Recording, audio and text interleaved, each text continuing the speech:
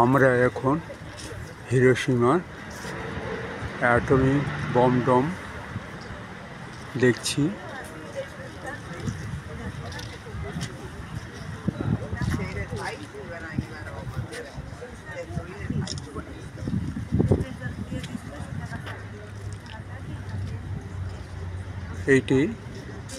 এই ডমটি 1945 সালে 6ই August America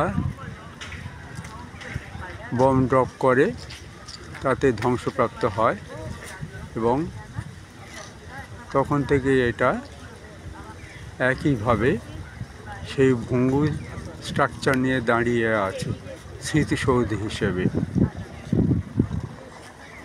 এই শহরটি হিরোশিমা আমার কাছে দুটো কারণে বিখ্যাত।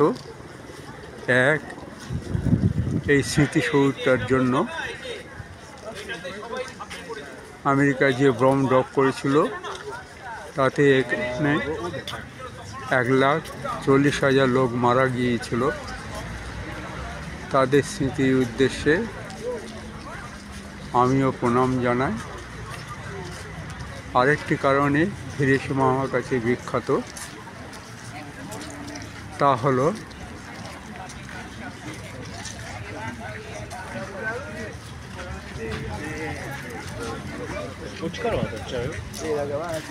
সেটা হলো আমার এক অতি পরিচিত বাঙালি যুবক এখানে 2 বছর ধরে এখানকার বিশ্ববিদ্যালয়ে রিসার্চ এবং প্রজেক্টে কাজ করেছে।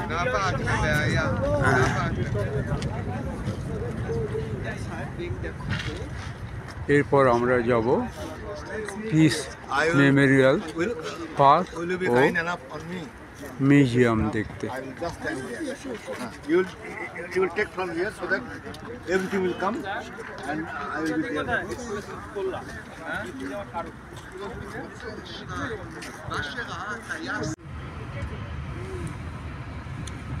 আমরা এখন হিরোশিমা রাজপথে, নদীর ওপর দিয়ে ট্রাম চলেছে। There are still a streetcar in Hiroshima, as you can see in front. Streetcar. Japan ঘুরতে ঘুরতে আমরা এখন জাপানের দ্বিতীয় বৃহত্তম শহর ওসাকাতে এসেছি। আজ 5ই এপ্রিল 2025। এখন আমরা ওসাকার বিখ্যাত ক্যাসেলের মধ্যে দাঁড়িয়ে আছি। ক্যাসেল বা একটা দুর্গ 1583 সালে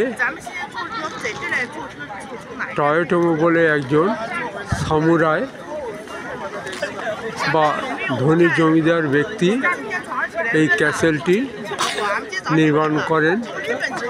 তারপর 1626 সালে ক্যাসেলের প্রধান দ্রষ্টব্য এই প্যাগোডাটি নষ্ট হয়ে যায় এবং 1662 সালে আবার এটা পুনর্নির্মিত হয়।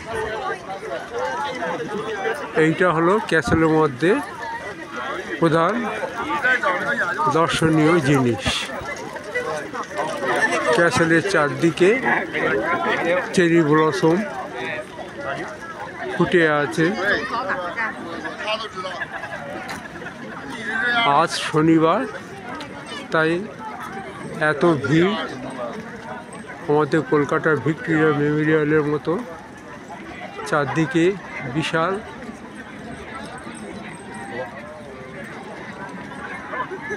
বিশাল ময়দান পড়ে রয়েছে। এই জায়গাটি একটু পরে ওই দূরে দেখা যাচ্ছে মেন গেট, তারপরে